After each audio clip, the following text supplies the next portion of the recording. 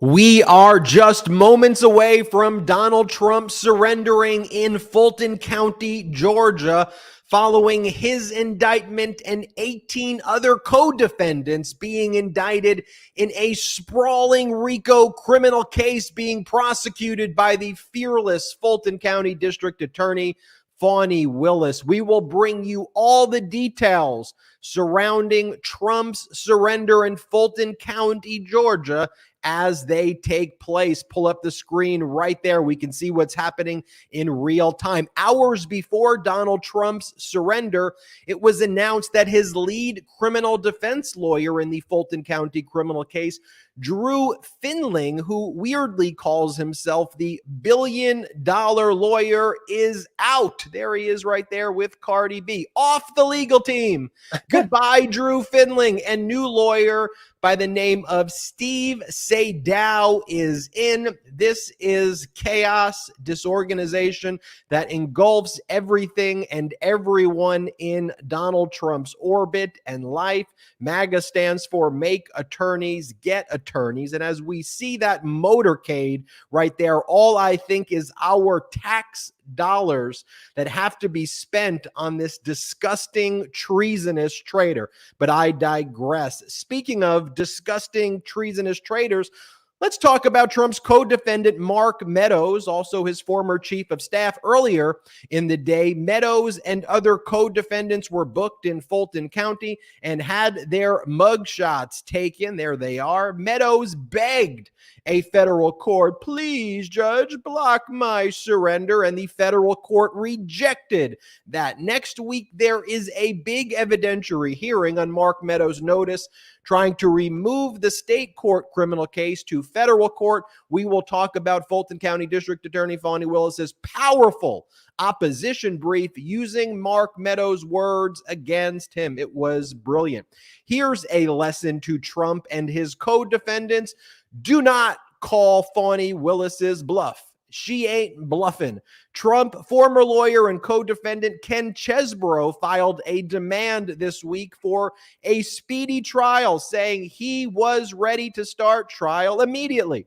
Fulton County District Attorney Fani Willis said, okay, bet. Let's go. October 23rd, 2023. Let's do the trial.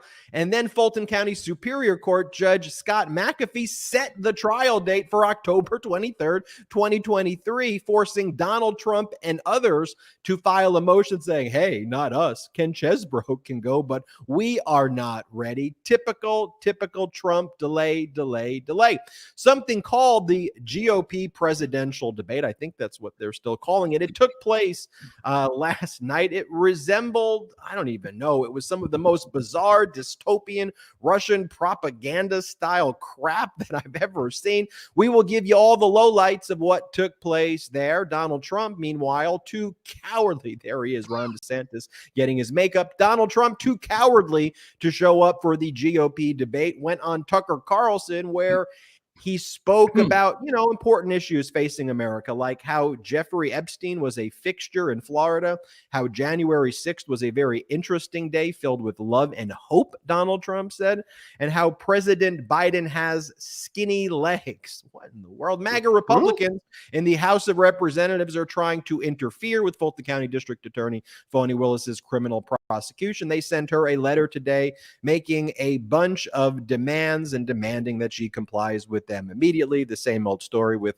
Jim Jordan, who's not a licensed lawyer, and all these MAGA Republicans in the House. What a joke. And you got President Joe Biden calling out the MAGA Speaker of the House, Kevin McCarthy, for trying to take credit for Biden's infrastructure projects. McCarthy went to Syracuse and was acting like the plant that he was at that got money from Biden's infrastructure project was because of McCarthy, and Biden wasn't having it. We got a lot to talk about today. Brett is off, so we are joined by the fourth brother. Let's go. We got Michael Cohen, and you see Cohen gives just a little bit of a different energy for the Ben introduction there. Michael Cohen, Jordy, how are you doing? I guess we'll start off with Cohen's in Brett's place. Well, right now, as I'm watching, the same thing that I'm certain that all of the, watchers right now on this show, and I wish that we can put it up and have it live. The Mandarin Mussolini is just about ready to enter into this shithouse. I'm sorry, Fulton County, whatever the hell this jail is. I mean, this looks like Rikers Island in Atlanta. I couldn't be happier. I hope that this experience for him is unlike the other 3 experiences that Diaper Donald, right, ended up having to deal with. Here's the crazy thing. Look at the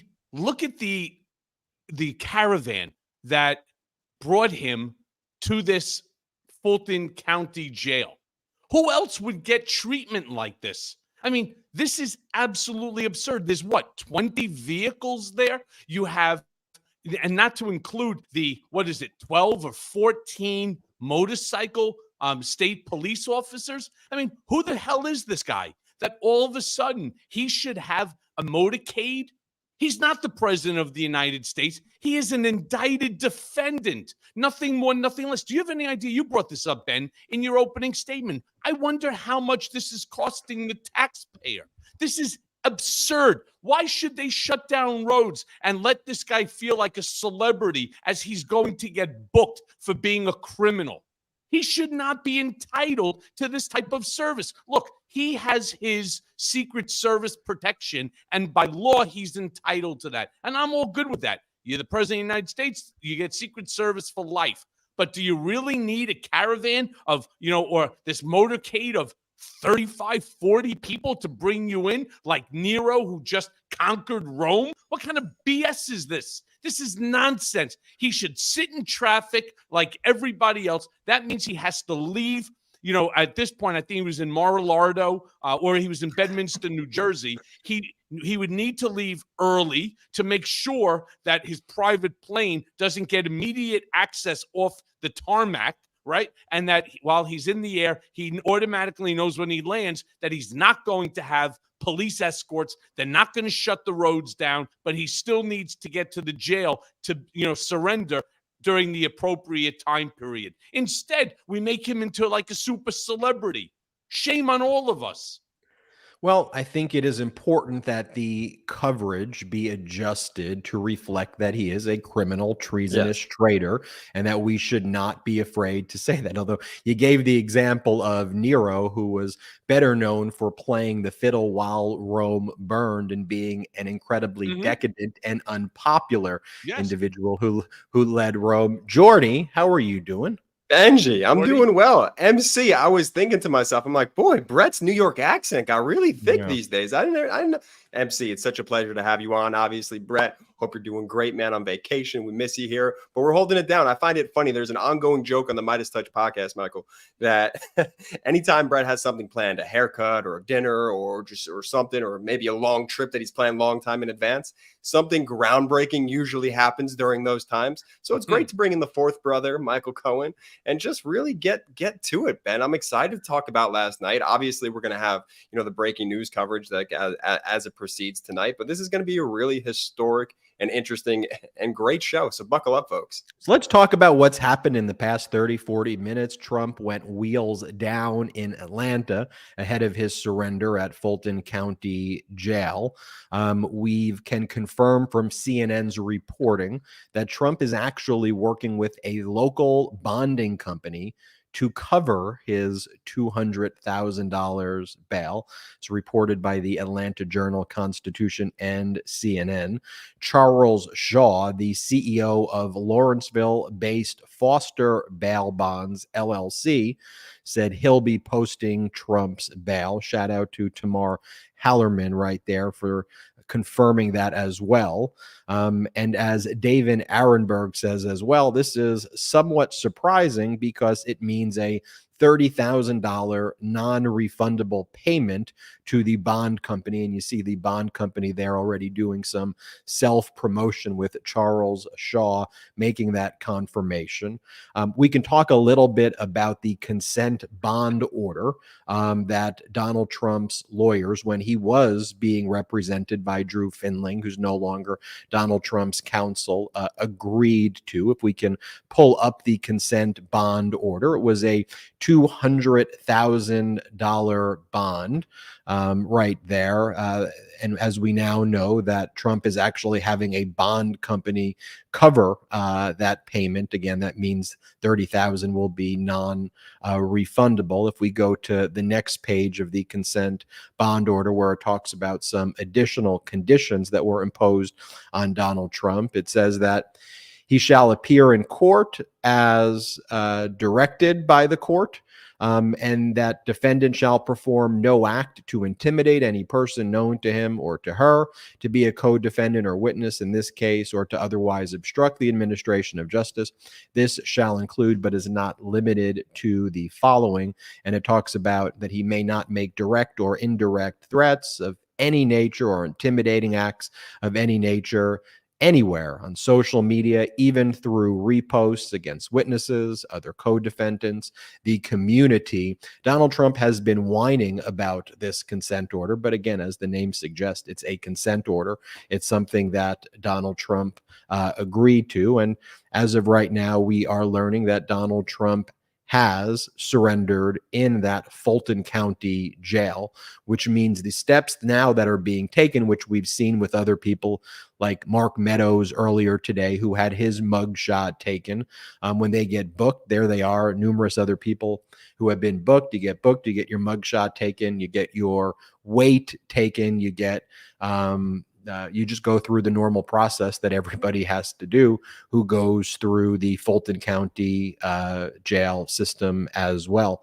I want to just remind everyone that we have a live feed going. So if there is any important updates as well, we will be able to capture it right here on the screen. So you don't have to worry about going anywhere else. We've got the camera up. So if there is, a lot of this stuff's going to be happening indoors.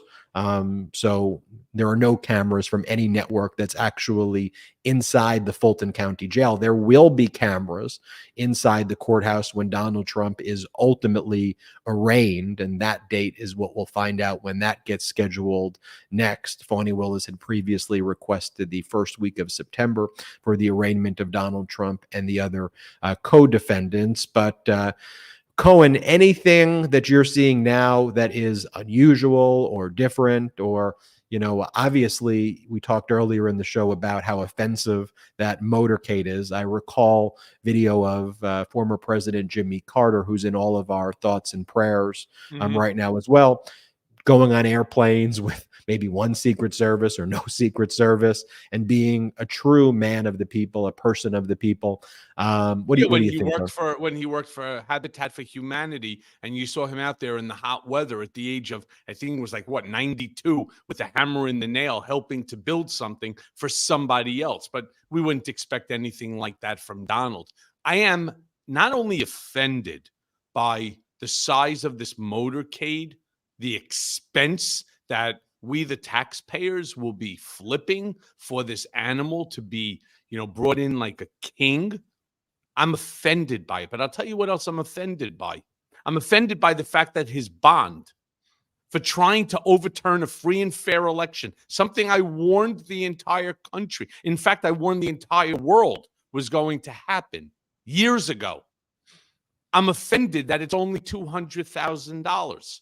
My bond, which was for paying a porn star not to talk about pulling the Mandarin Mussolini's mushroom pecker, was $500,000.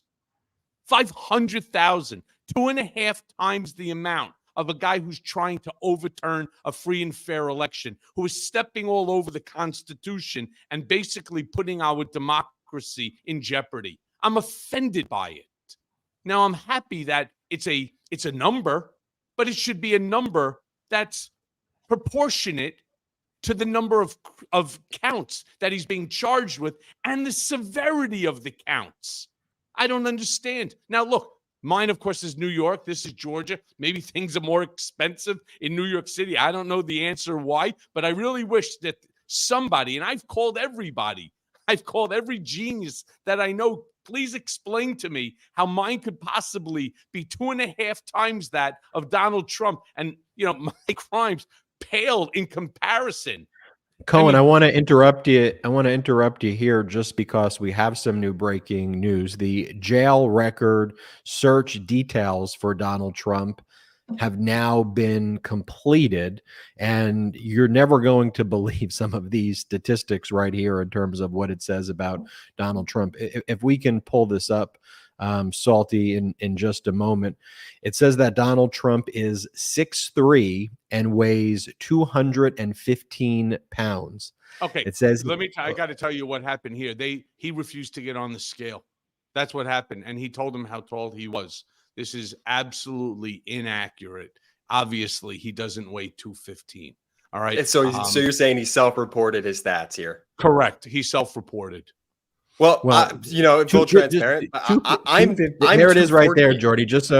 Just so people can have it. So, Jordy, what were you going to say as we show? Well, I mean, just to put it in comparison here, and like, look, not that it's a big deal or anything, his height and weight or whatnot, just so obvious that he self-report. I'm 214 for our audience. I just weighed myself the other day. Granted, I'm hoping a little bit more of that's muscle, but hey, it's just so bonkers to me, MC, that he could self-report in this situation. Is that typical? No. You know, what they do is they make you stand in front of the wall, and the wall is nothing more than a height chart. And then they ask you to step on a scale. In his case, they probably brought him to the back where they weigh the beef, right? Or if you ever see something like, Deadliest Catch, when they cut the head off, they cut the tail off, and then they weigh the body, right? They put it up onto one of those, suspending type of scales.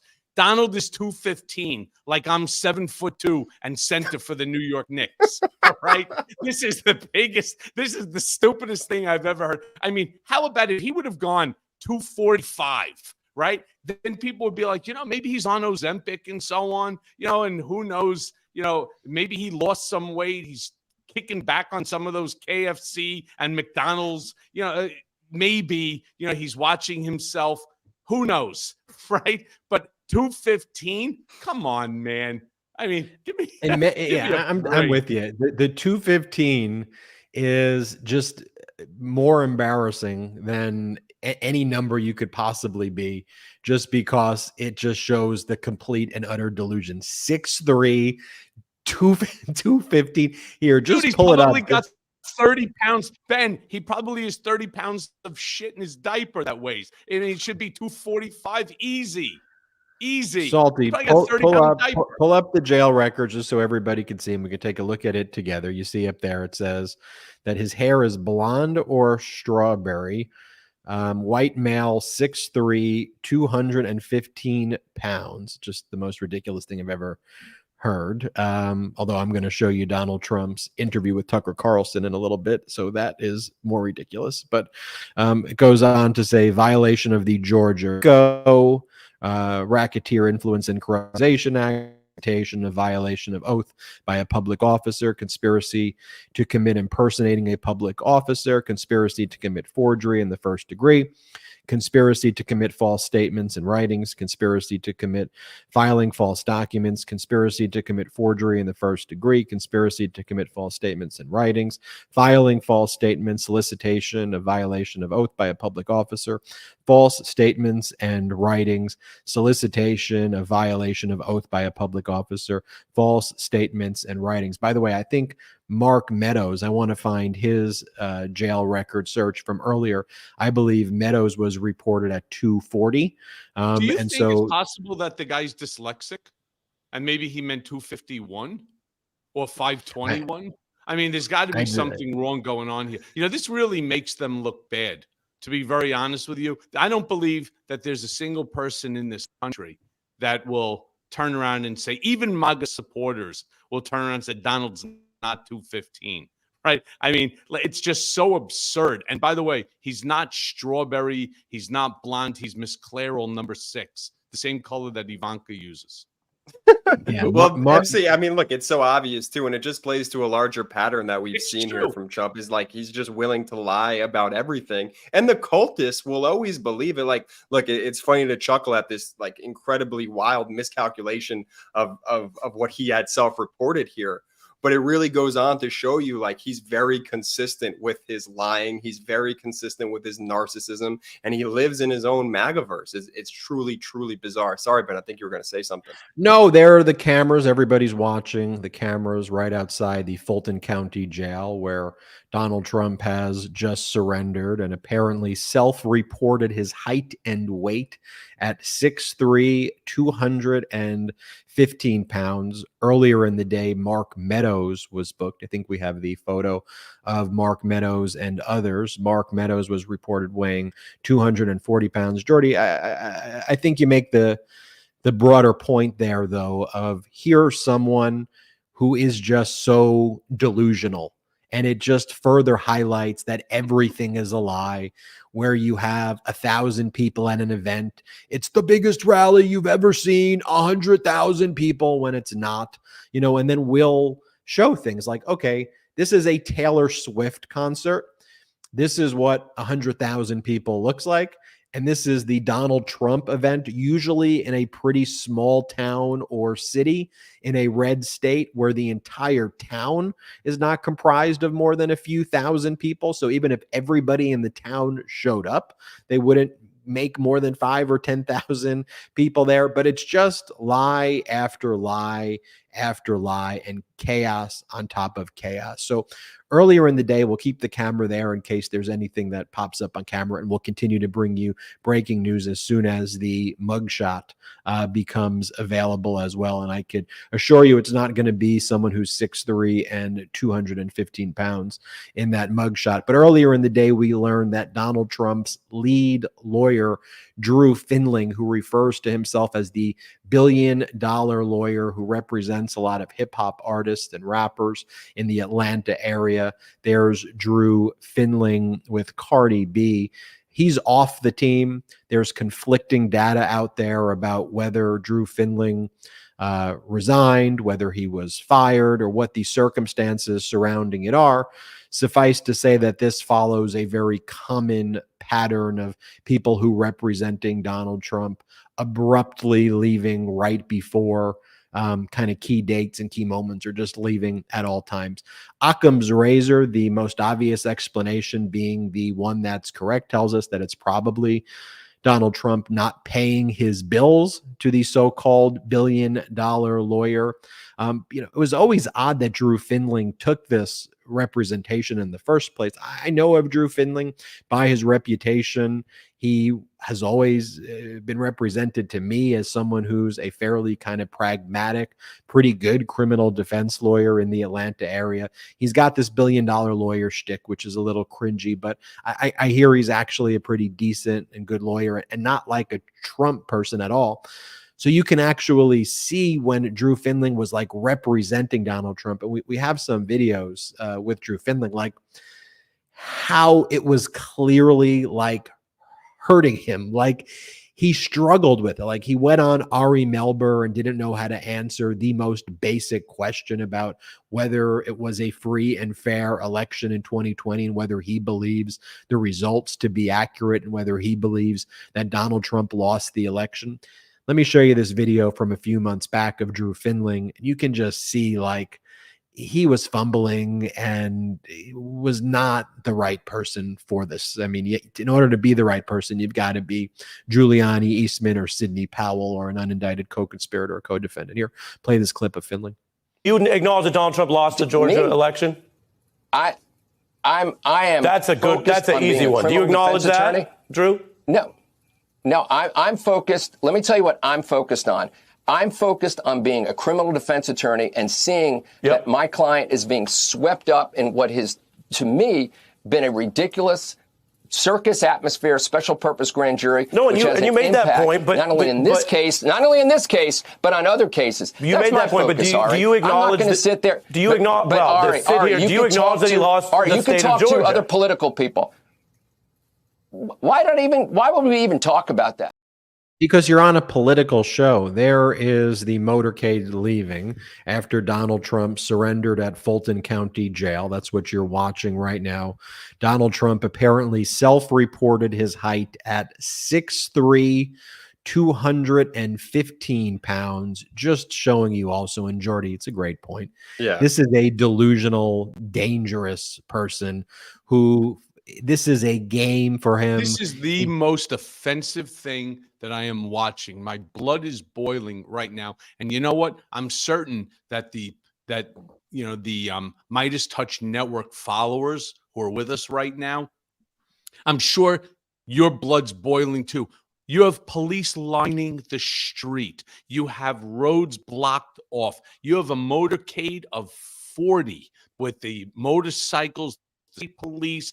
This is absolute nonsense. This guy is being treated like royalty. What did he spend in there? 20 minutes? 15 minutes? Not only is it that he spent 15 minutes in there, he spent it. They probably took a mugshot, which takes all of 11 seconds.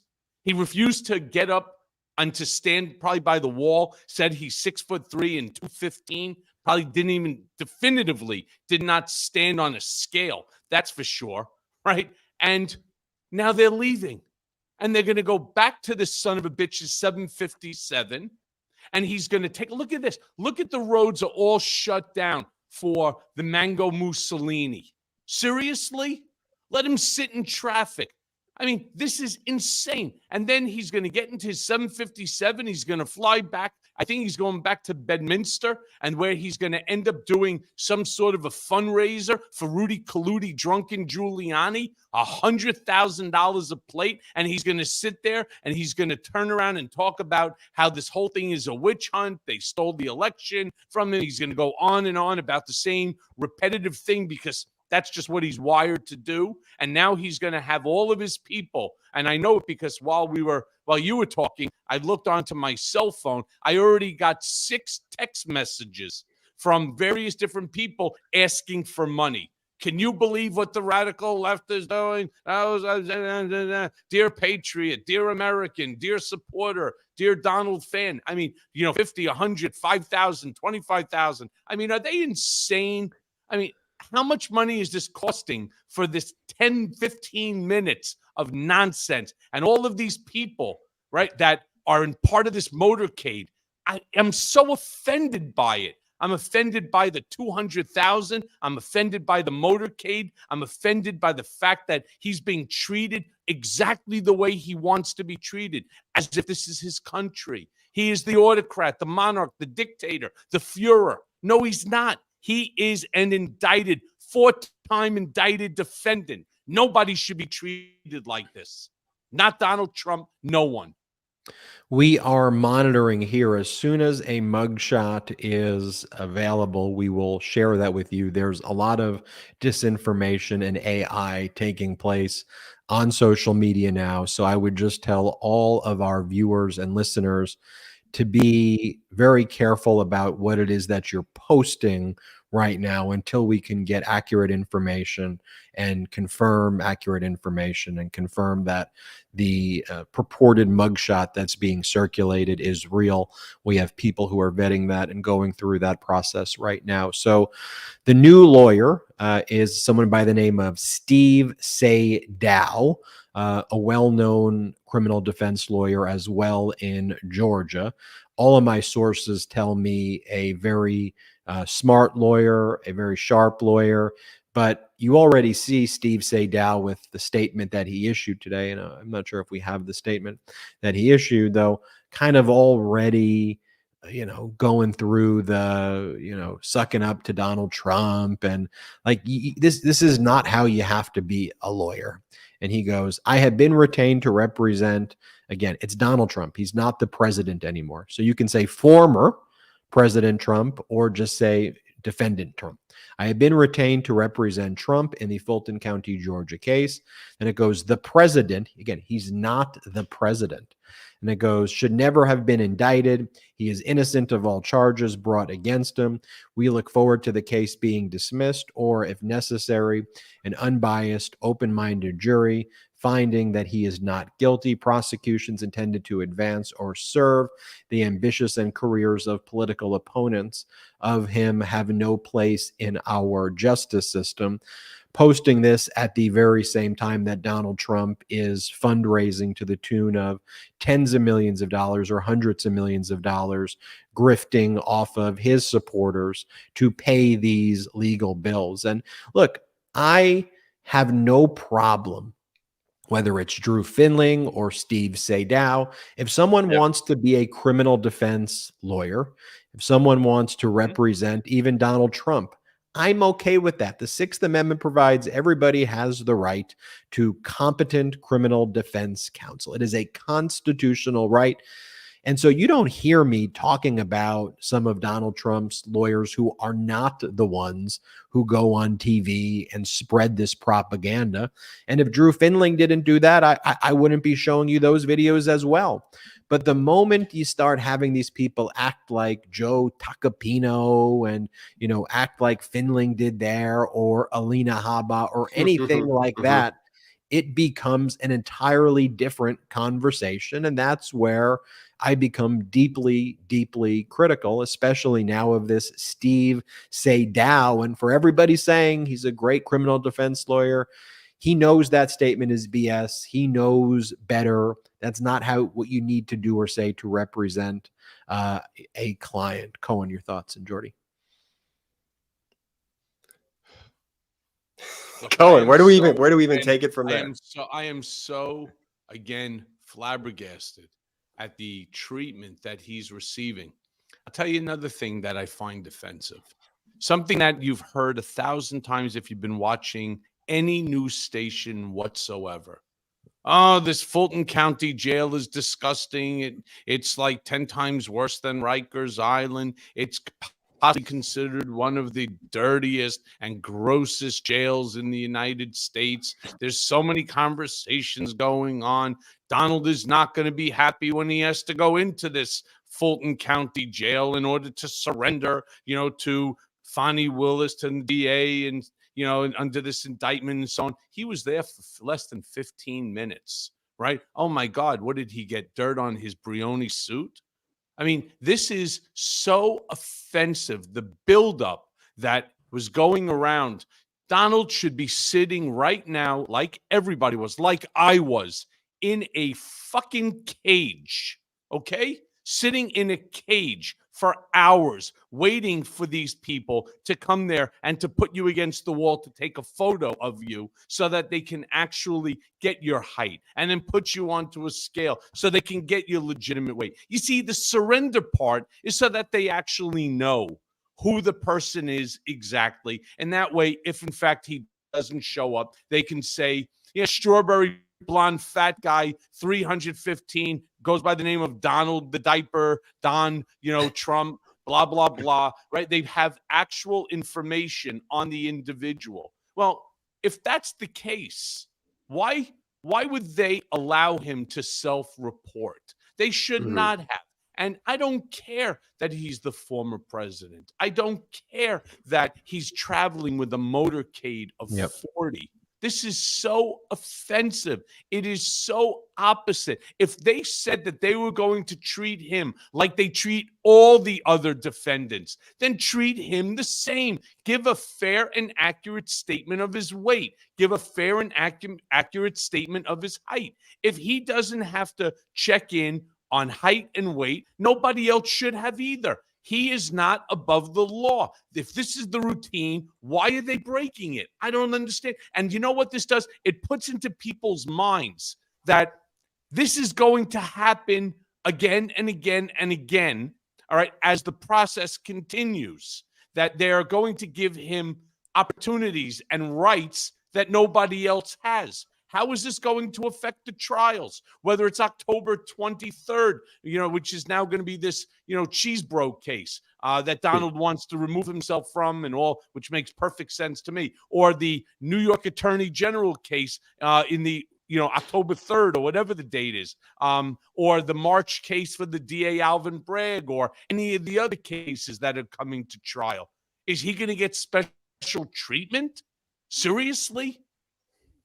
Cohen, I think those are all incredibly fair points. And you're speaking from someone with experience who literally lived through this and lived through those processes. the one silver lining, as I'm trying to take silver linings from this moment and think about, maybe, why did they let him self-report? Well, maybe that was just one of the things that they said, okay, fine. Because ultimately, at the end of the day, what we're going to walk away with tonight is that Trump mugshot that I know a lot of us have been waiting for. So I'm excited for that. And then still looking at those silver linings, and Cohen, you raise a ton of great points, 15 minutes in and out, the motorcade, the excessive use of taxpayer dollars in order to get him there. In my opinion, he still had to get there. He still had to wake his fat ass up, get out of bed, go all the way from Mar-a-Lago, all the way to Georgia, and take that mugshot and be booked, be processed. And now he's on his way out. But at least he did those steps. Except, hold on, Jordy, this is what he's supposed to get. One of these, right? They put you up against a wall. Look how dark my hair was there, right? My God. Oh, It's a good mugshot. Yeah, well, I'm a good-looking dude. And you are. I didn't say otherwise. Listen, man, neither do I. Anyway, the point is, why is he any different? Why is he any different than me? Why is he any different than the other 11 individuals that have already surrendered? He is not. And we have to stop giving him latitude. We have to stop making him feel like he is a king. He is not. He wants to be. And that's what we're fighting for. That's why I joined MeidasTouch Network. That's why my brothers, right? And that's why, because we're all joined in a common belief. And the belief is that democracy must continue. Well, not the way it's going this way. This guy's traveling as if this is his country, as if he's royalty. They're shutting streets down for him. I want the streets shut down for me when I'm going downtown in order to testify for the district attorney. All right. I don't want to sit in traffic. In fact, I want them to send a motorcade for me. You know what I did? I took a fucking Uber. I took a cab. I took the train. I mean, this is insane. This guy's flying on a 757, which is his. I get it. He can fly on whatever he wants, but he gets immediate clearance with motorcades. They're shutting down roads. He's being treated differently than everyone else. And if they want to say that he's going to be treated no different, then treat him no different. Do I need to pull out my federal ID card again? I mean, he needs to be walking around with that thing too. He needs to stand on the wall, and he needs to stand on the scale, and he needs to be treated exactly like everybody else.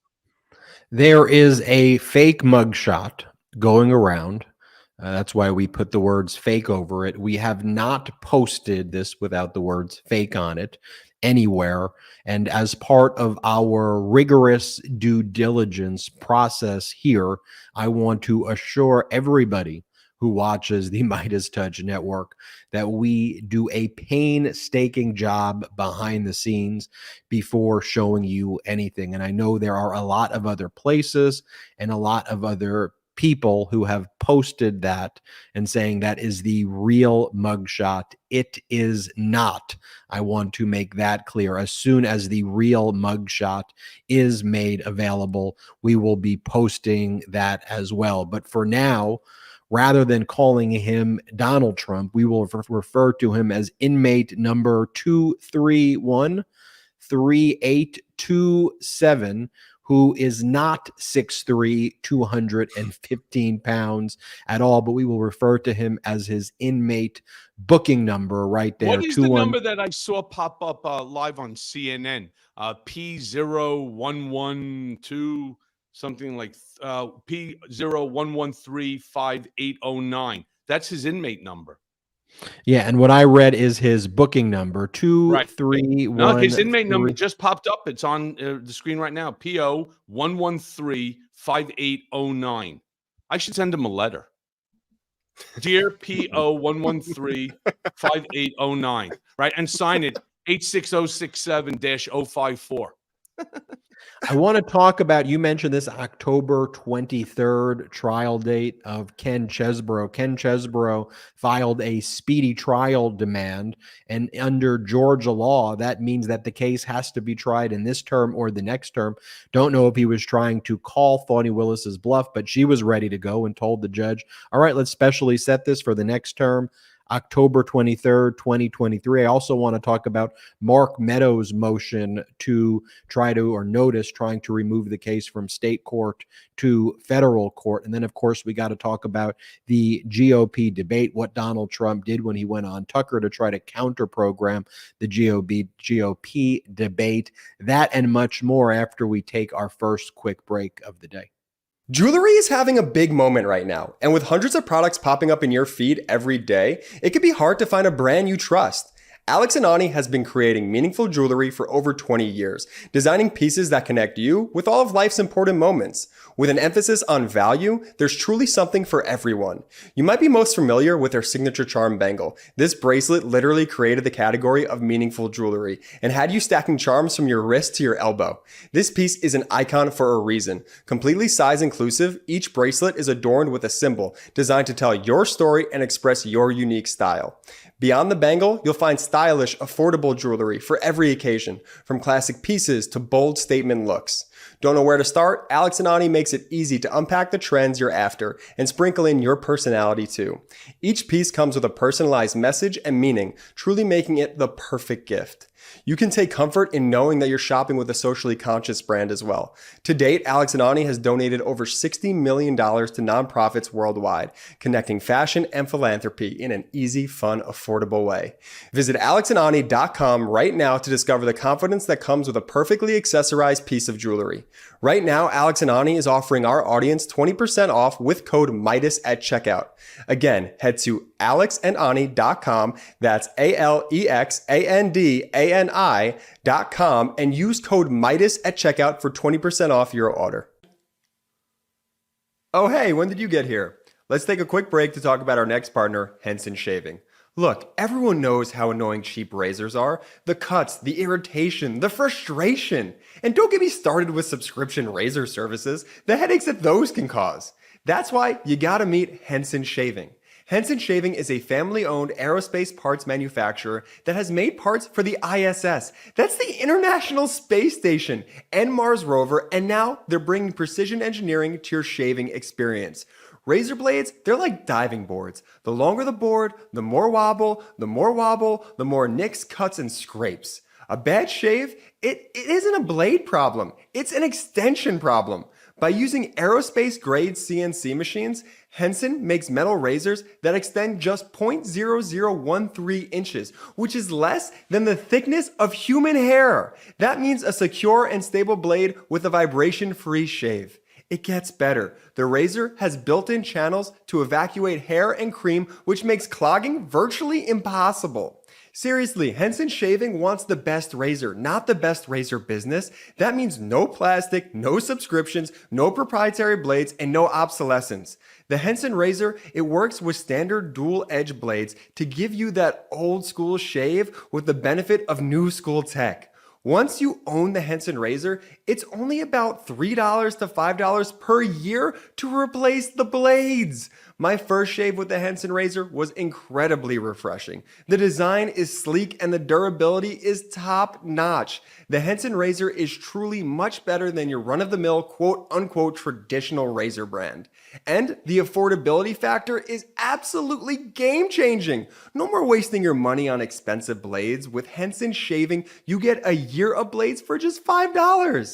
Okay, so here's what you have to do. It's time to say no to subscriptions and yes to a razor that'll last you a lifetime. Visit hensonshaving.com/Meidas to pick the razor for you and use code Meidas and you'll get 2 years worth of blades free with your razor. Just make sure to add them to your cart. That's 100 free blades when you head to hensonshaving.com/Meidas and use code Meidas. And now back to the video.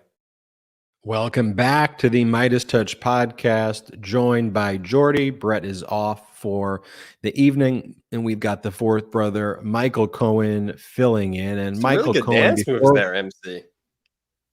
Absolutely. And before we took a break, Cohen, I think you were reflecting the kind of anger that we all have about Donald Trump being treated differently. And it's just something as, yes, it is embarrassing, Jordy, to You have to your also point. know, Ben, I hate to say, not to interrupt you here, but I'll tell you what I really hate I know the guy better than anybody.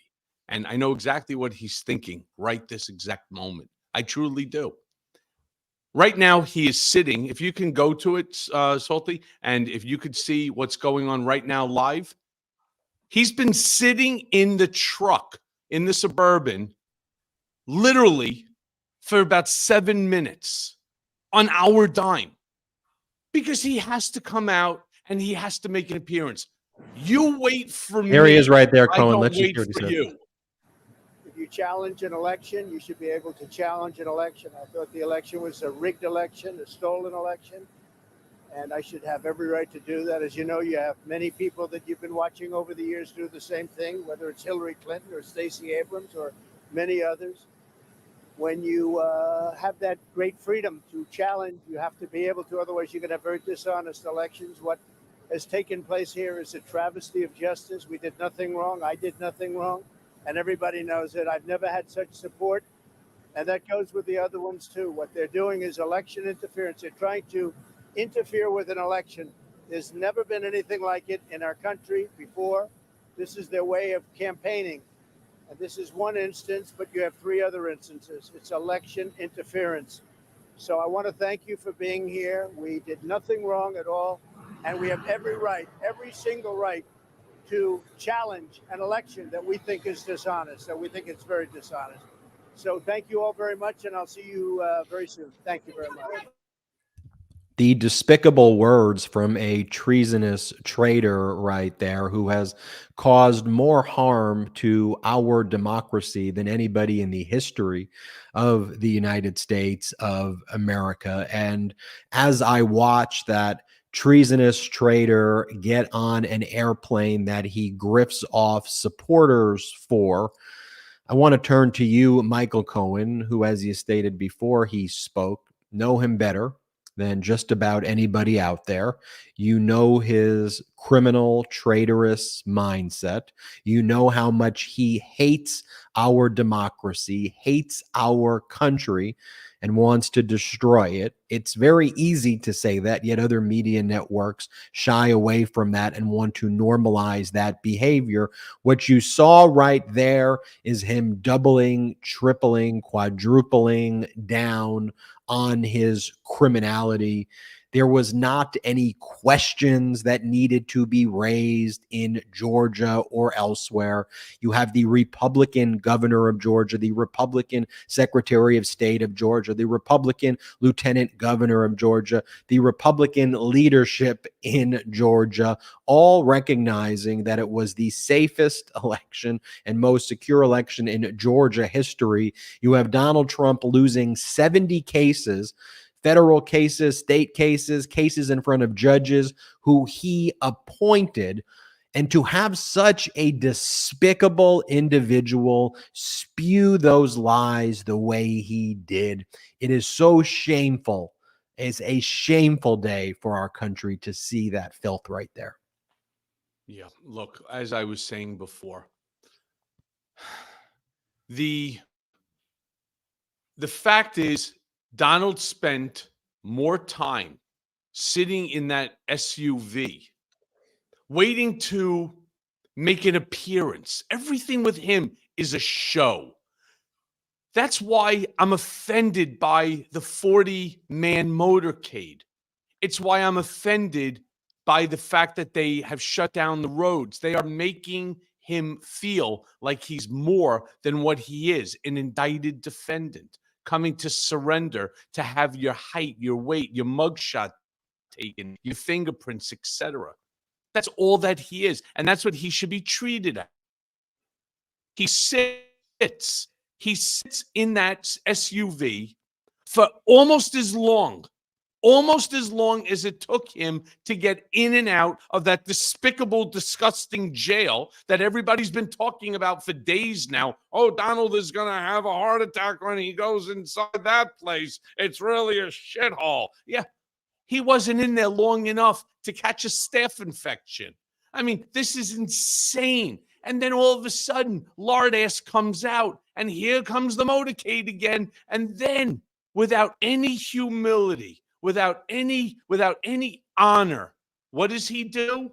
He attacks Fonnie Willis again. He attacks all the prosecutors. It's stolen. He did everything right. Victim, victim, victim. That's all that he does. He plays the victim card. Oh, I had every right to do it.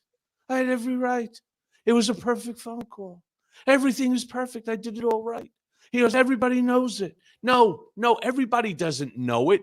Only everybody that lives between your left ear and your right ear knows it. Nobody else believes it. All right. So don't speak for the whole world. You want to speak for yourself, speak for yourself. But speaking for yourself is what got you now 4 indictments. But there's no humility. He comes out, he stands in front. It's like he thinks he's the king. He's got all these police force around him. He's got the cameras going. This is the oxygen that this man needs to breathe. And it's the oxygen that's predicated on owning the airwaves.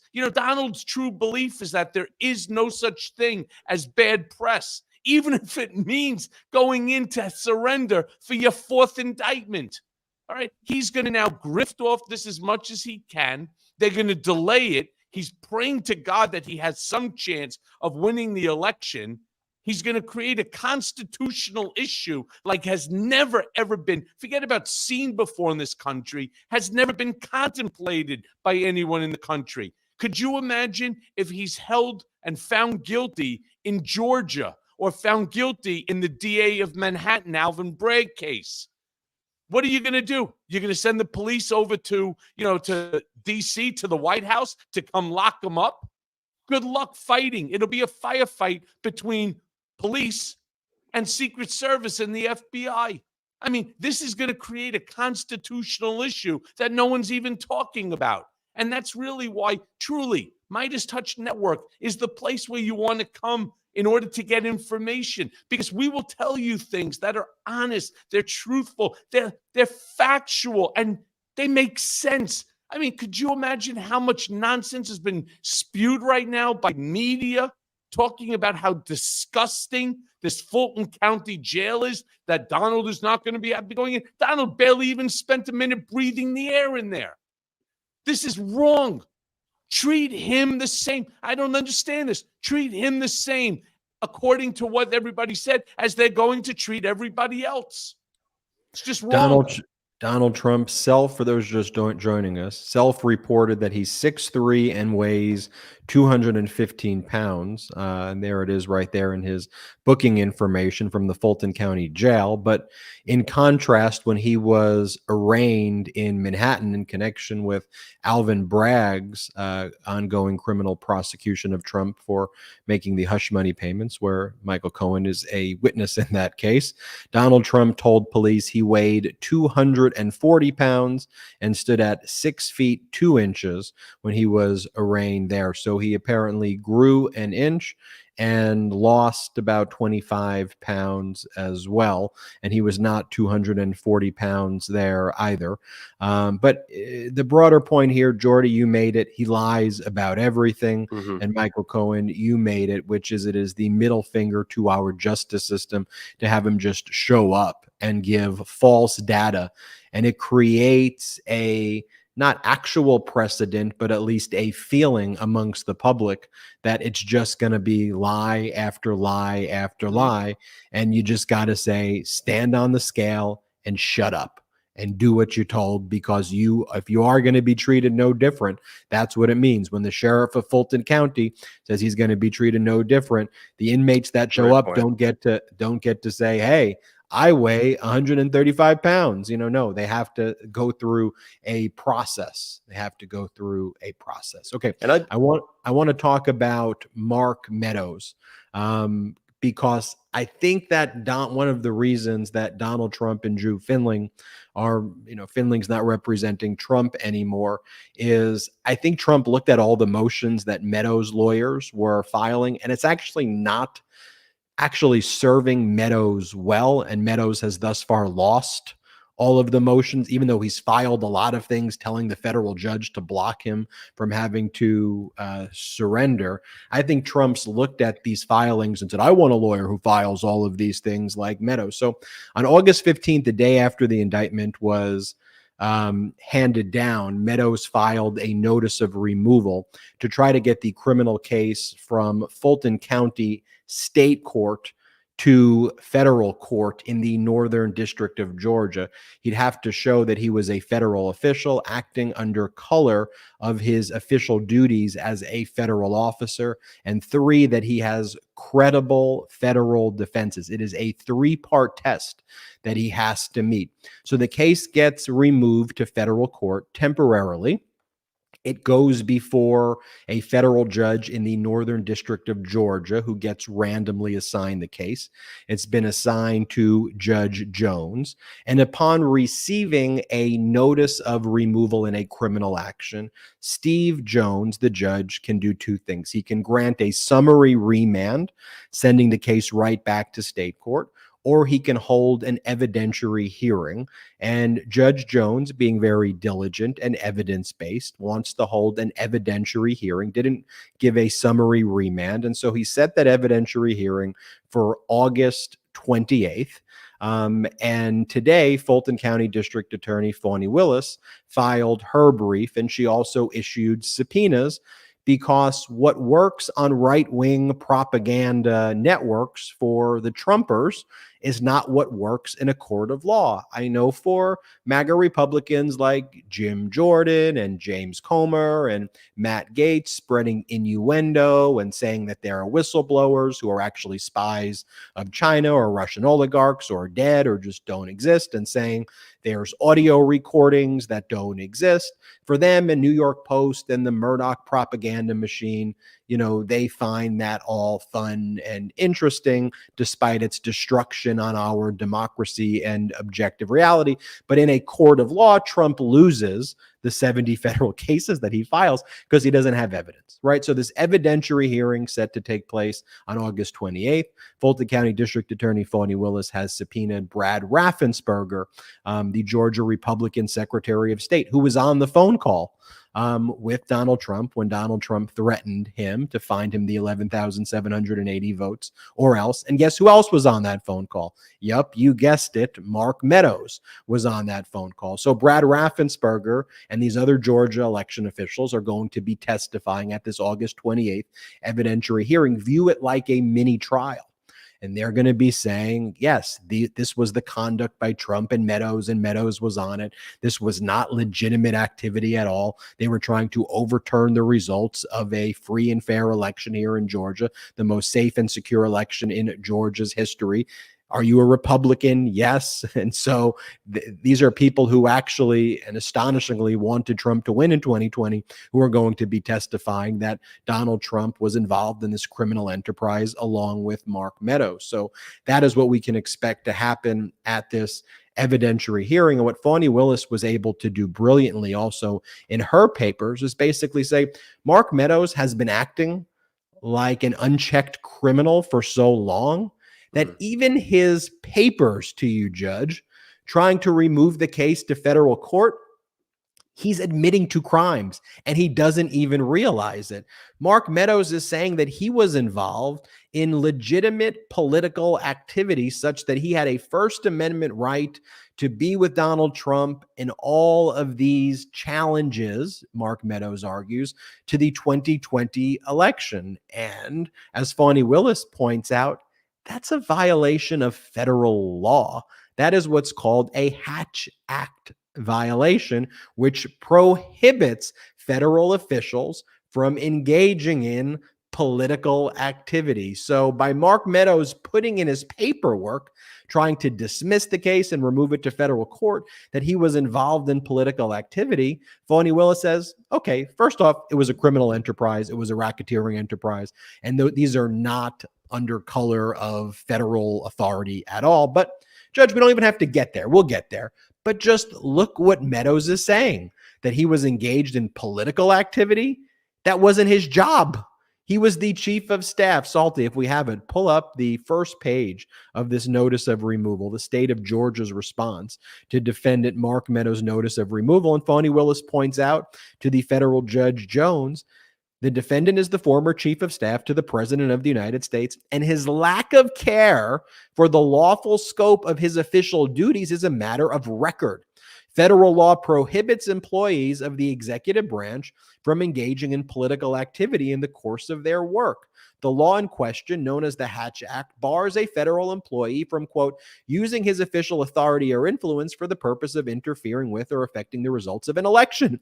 On November 9, 2021, the Office of Special Counsel issued an investigative report finding that prior to Election Day during Donald J. Trump's campaign for the presidency in 2020, the defendant and at least a dozen other Trump administration officials did precisely that. And it quotes from the report. And while the specific facts of each case are different, they share this fundamental commonality. Senior Trump administration officials chose to use their official authority not for the legitimate functions of the government, but to promote the re-election of President Trump in violation of the law. The report concluded that from OSC's perspective, the administration's attitude toward federal Hatch Act compliance was succinctly captured by then Chief of Staff Mark Meadows, who said during an interview that, quote, nobody outside the Beltway really cares about Trump administration officials violating the Hatch Act. It is therefore unsurprising that the defendant, Mark Meadows, now petitions this court to remove the prosecution of his pending criminal case in which he stands accused of participating in a criminal enterprise that conspired to overturn Georgia's 2020 election in favor of Mr. Trump, invoking his status as a former federal officer. The defendant's indictment in this case results directly from his disregard for the lawful scope of his official duties, a disregard which now forms the basis of his notice of removal. Indeed, the defendant now has expressly stated to make this removal happen that all of his relevant conduct was impermissible political activity. So, using Mark Meadows' words against him, when Mark Meadows said nobody outside the Beltway really cares about Trump administration officials violating the Hatch Act, which is federal law, guess what, Mark Meadows? You're trying to remove the case to federal court. And I think the federal judge, Steve Jones, will actually care. He may be outside the Beltway, Mark Meadows, but I think he cares about your crimes. And now, in your notice of removal, by you saying you were engaged in political activity protected by the First Amendment, you've admitted to federal crimes of the Hatch Act violation. So great job, buddy. Great job. That's going to be a big hearing that takes place, this evidentiary hearing on August 28th. Who's Mark Meadows going to call as witnesses? He's going to invoke the Fifth. Trump's going to invoke the Fifth. All of the co-defendants are going to invoke their Fifth Amendment right against self-incrimination. So who's Mark Meadows' witness? You can't just say, Judge, listen to what Mark Levin's saying on Fox. You can't do that. You got to show evidence, admissible evidence. Cohen, what do you think? Listen, how many times do you hear me even on television turn around and call him? It's Mark the Moron Meadows. I mean, he is, it's almost like, I hate to say, it's like Eric Trump. He's an idiot. And there's nothing that he says makes any sense at all. He does things, he says things, he wants things as if he and himself in his own documents said, I'm different. I'm different than all the other defendants. Yeah, that's a great argument to make to a judge, right? That I'm different, that this case should not be in state court. It should be moved to federal court because I was working for the president of the United States. I was chief of staff, and what I was doing was for the benefit of the president, and therefore it makes it federal. I mean, where do you even come up with this sort of stuff? But then again, look, I have no time to even talk about Mark Meadows. And you know why? Because Mark Meadows, Rudy Colludi, Drunken Giuliani, Sidney released the Kraken Powell. You're going to have, John Go West Eastman. All of these 18 co-defendants are going to find themselves incarcerated. They are. They're going to find themselves found guilty and convicted. And the thing that, again, that's troubling me is what's going to happen with Donald. Is he going to be treated differently? Why? Because he's a Republican nominee, the presumed Republican nominee. So what? He committed crimes. Now, look, as a former attorney, right? One of the things that I do acknowledge is you are innocent until proven guilty. However, during the process until that conviction or the or the release of the of the indictment, there are things that you're supposed to do. There are ways that you're supposed to behave. And Donald just doesn't care what the judge says. The judge turned around and put basically a gag order on him. You can't do it, which is funny because he's doing the exact opposite in the $500 million lawsuit that he filed against me in the Southern District of Miami. He doesn't want the release of the deposition that the court has now mandated. He is court ordered to sit for a video and stenographed, transcribed deposition on September 6th. He has to, but he does not want to have to be able to answer any questions that he doesn't want. The judge said that's not how it works. You're the plaintiff in the case. You don't get to, declare Fifth Amendment rights. You're suing for $500 million. Does he care? No. But what he also doesn't want is he doesn't want the release of the video. He doesn't want a release of the deposition, the recorded deposition, either video or by stenography. He doesn't want them released. And there's a reason again why. Because if anybody has seen any of the depositions, and I'm sure most of you have seen the deposition conducted in the E. Jean Carroll case by Roberta Kaplan, Donald's an idiot. Plain and simple. He is an absolute idiot. He lies like a rug, like his schmata on his head. He just lies, and he can't remember one lie from another. I mean, come on. In April, as you just showed, said he was 6'2", 240. I don't know. I just want to start singing. Ozempic. I mean, really? What did he drop? 30 pounds in 4 months? Seriously? It doesn't look like he dropped 30 pounds, but he lies.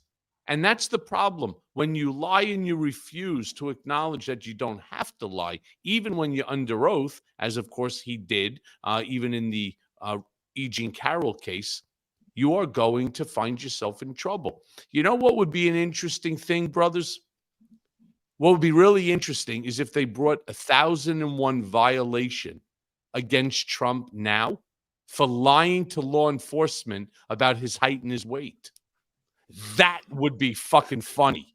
Could you imagine all of a sudden tomorrow he gets served with 1,001 violation for lying to law enforcement about his height and his weight?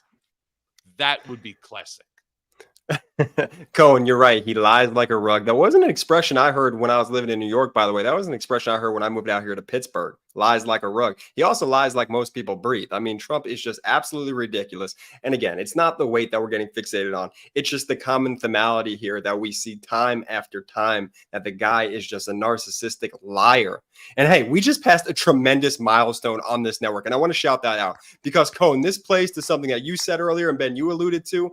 Look, legacy media has been gaslighting people for far too long. The only way to get the accurate information anymore is honestly independent media run by people who truly care about this world. The independence of this network, that means that we get to focus on the truth and the truth and the truth.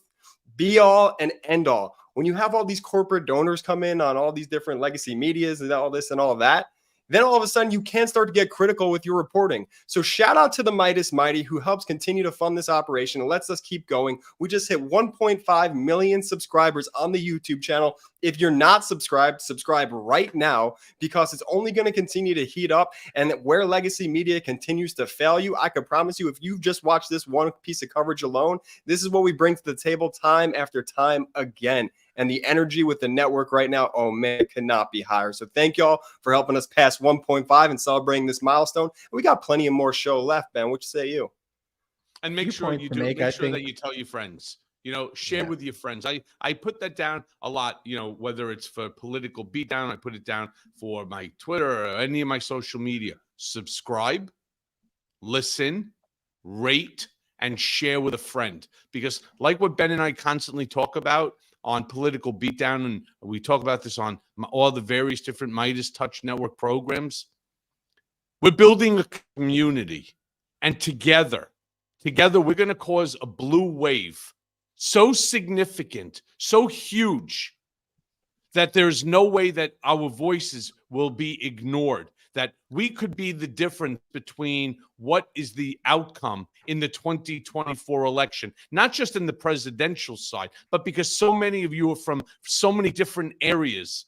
As we grow this, and I beseech each and every one of you to please tell your friends, share, tell them to join the community, because when we start all getting together and this blue wave comes and it drowns out this red puddle, which we need to do to get rid of the Josh Hawleys, the Matt Gaetzes, the Marjorie Toilet Greens, the Lauren Hobarts, the Ted Cruzes, they all need to go, because they do not represent the ideals, the values that we try to, to put out there. What they are constantly doing is gaslighting. They're looking to figure out how to take advantage of government, how to use government for their own benefit. They don't care about the country, democracy. Look, let me be very clear about something. A lot of people turn and said, hey, Michael, you just hate Donald.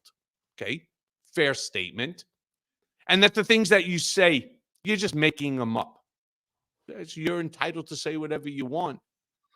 Everything that comes out of my mouth, everything that comes out of Ben's mouth, Jordy's mouth, Brett's mouth, it's backed up by facts. It's backed up by media, by newspaper clippings. It's backed up by facts. There's no innuendo here. We just give it a little bit of a different perspective, and I'm able to put it into a different perspective because I sat next to this Mandarin Mussolini for over a decade, and I understand him better than all of these guys do. And I'm trying to explain what's going through his mind, what he's thinking. At first, he was really upset about this. He was really nervous about this. And then all of a sudden, as he's sitting in this motorcade and he's being chauffeured there with the roads and treated like a king, he's like, oh shit. And it starts to puff up his chest again. And then he spends 5, 6, 7, 10 minutes in there. And then all of a sudden he's puffing his chest up again. And then he's sitting in that SUV because the media is sitting out there and he wants them to wait. Why? No different than in a rock concert when the performers don't come out right away and the crowd is going crazy and they're screaming for him to come out. That's how he sees himself. He doesn't see himself as the pathetic 300-pound, 6'2" guy. He sees himself as one of these NFTs that were floating around where he's like Captain America, that he's some cowboy or, ripped bodybuilder. He's not. But this is what, unfortunately, when you're a narcissistic sociopath, unfortunately, this is what we have to contend with. So when I say that as a community, we will change the outcome of this 2024 election. So please subscribe. Subscribe to all of the programs on the MeidasTouch network. Join the community. Tell your friends to join. In that way, as we start to continue to grow, and we're growing every single day, every day, our numbers will be so big that nobody, and I truly mean it, nobody will be able to ignore us. Michael Cohen, we can confirm now the mugshot has been released. We will be pulling that up in just a moment here. Just as Donald will be pulling up his diaper. We got the mugshot. You were funnier when you were a young kid. we got the you really grew up to be. Oh, look at that stare.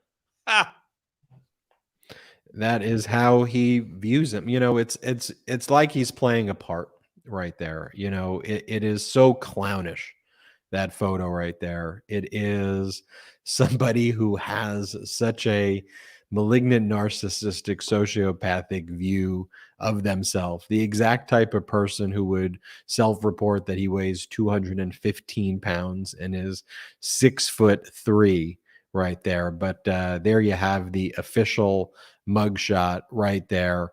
And at the same time, ABC is reporting that he was actually not weighed. Those numbers 6'3" and 215 were pre-reported by Donald Trump's staff to the Fulton County Sheriff's Department and to the jail. And those were the numbers that were used, not actually a scale. And he did not go through the process. So that was what Donald Trump reported, 6'3", 215. You're looking at the official mugshot right there as well.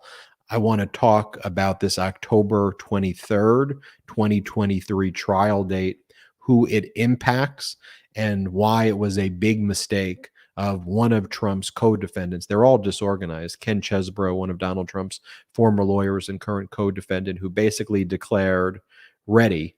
And Fulton County District Attorney Fani Willis was like, okay, let's do the trial. How is that going to impact the other defendants, including Donald Trump?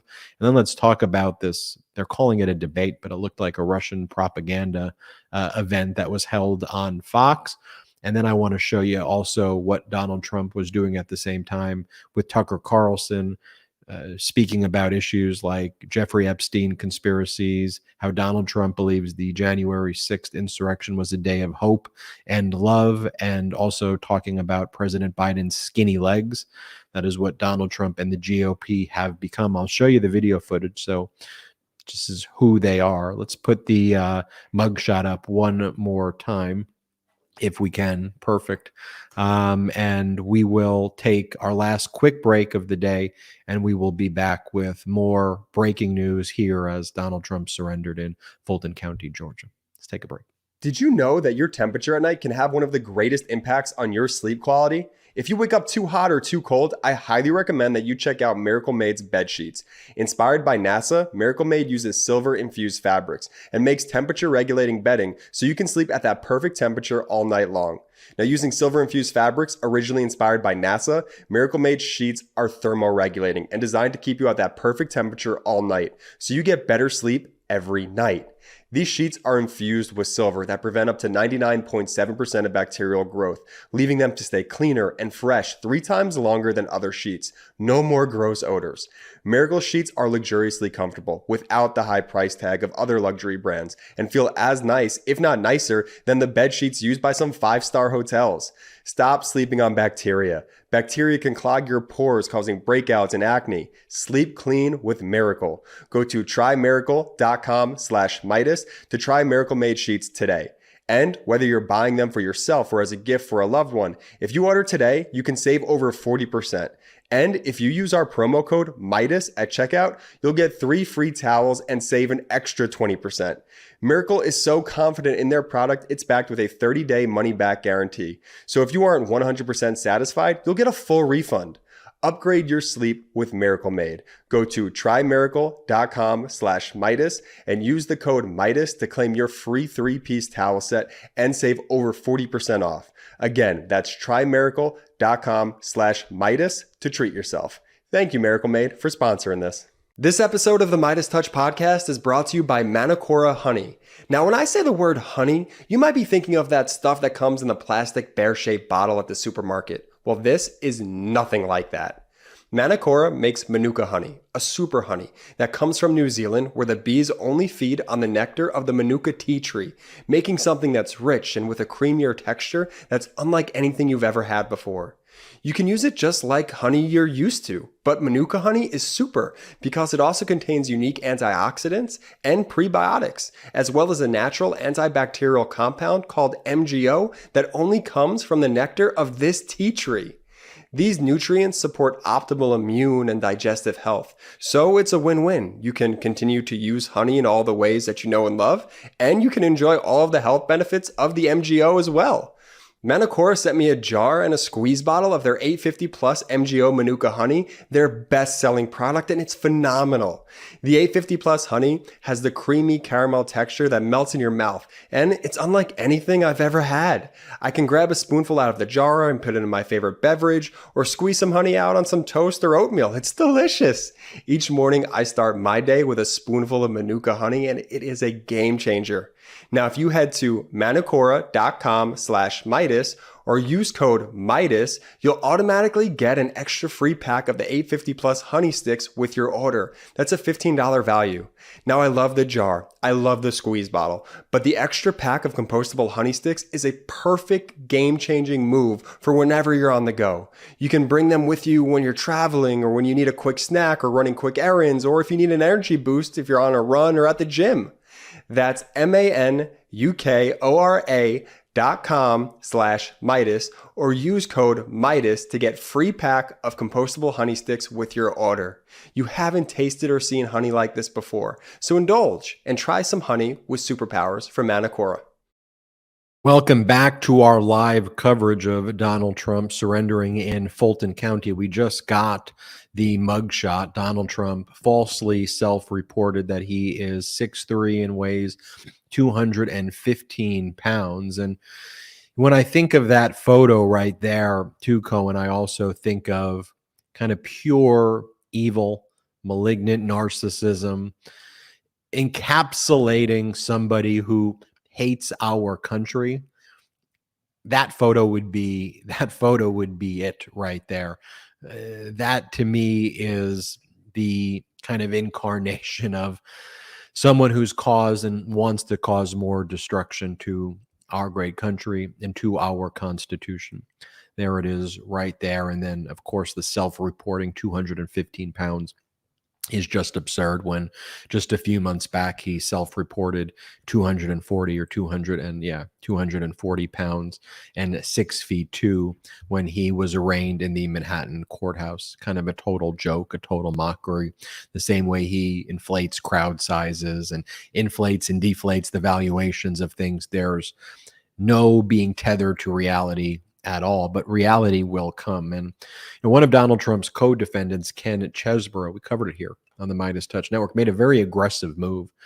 And under Georgia law, if you are a criminal defendant, you could invoke the Georgia Speedy Trial Act, and a prosecutor then has to set and actually go to trial in the current term or in the next term of court.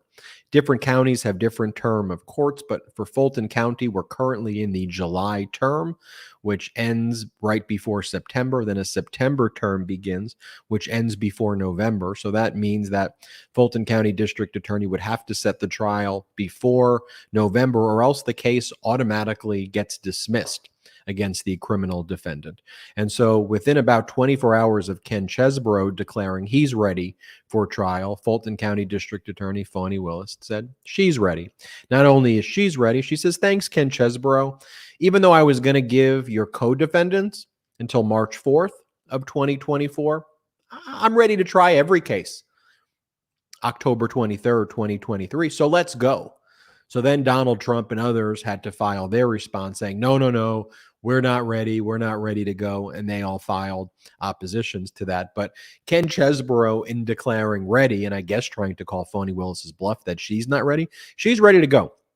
She's been preparing this case now for over 18 months. She developed her evidence before the special purpose grand jury and then the grand jury. She's had to deal with people like Mark Meadows appealing all the way to the state Supreme Courts. Mark Meadows appealed to the South Carolina Supreme Court. Lindsey Graham went the federal court route, seeking injunctive relief in the District Court of Georgia, then the 11th Circuit Court of Appeals, then the Supreme Court. Those are just two examples.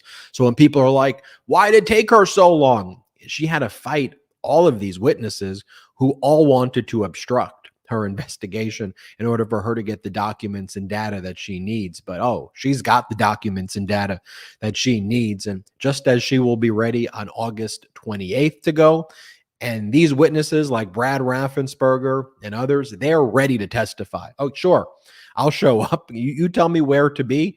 And after all of the threats that Donald Trump and people who are part of his criminal enterprise put on people like Brad Raffensperger, placed on people like Raffensperger, that all of them are ready to go, ready to testify. And that's what they're going to do on August 28th. When trial starts on October 23rd, 2023, that's what they will do as well. I want to talk about this GOP debate.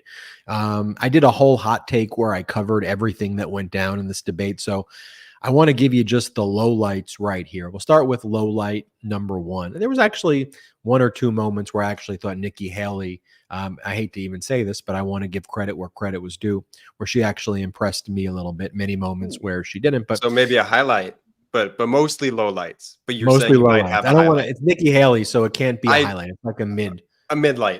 A midlight, yeah. So this is when the people who are running for the Republican nomination for presidency are asked if they believe in climate change and that humans are at least in part causing climate change. Not a single GOP presidential nominee raises their hand, and then like DeSantis like jumps in. It's like, why are we even talking about? Why are we even talking about this? Here, play this clip. Do you believe in human behavior is causing climate change? Raise your hand if you do. Look, we're not school children. Let's have the debate. I mean, I'm happy to take it to start. Alexander, so do you want to raise your hand or not? I don't think that's the way to do. So let me just say to Alexander this. First of all, one of the reasons our country... I don't think that's the way to do this. I mean, it's a fairly easy question to answer. And for them to be offended by that question and then Fox giving no follow-up, look, no, raise your hand. If you believe in human-created climate change, raise your hand. None of them raised their hands. And then they like fought the question. Then in this next clip, 6 of the 8 individuals on stage seeking the GOP nomination say that they would still vote for and support Donald Trump if Donald Trump is convicted of a felony in any of the cases. Play this clip. If former President Trump is convicted in a court of law, would you still support him as your party's choice? Please raise your hand if you would.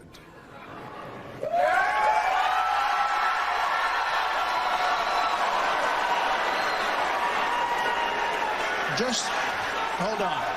So just to be clear, Governor Christie, you were kind of late to the game there, but you raised your hand? No, I'm doing this. Look. And by the way, Chris Christie did horrible. Like I've been showing Chris Christie horrible.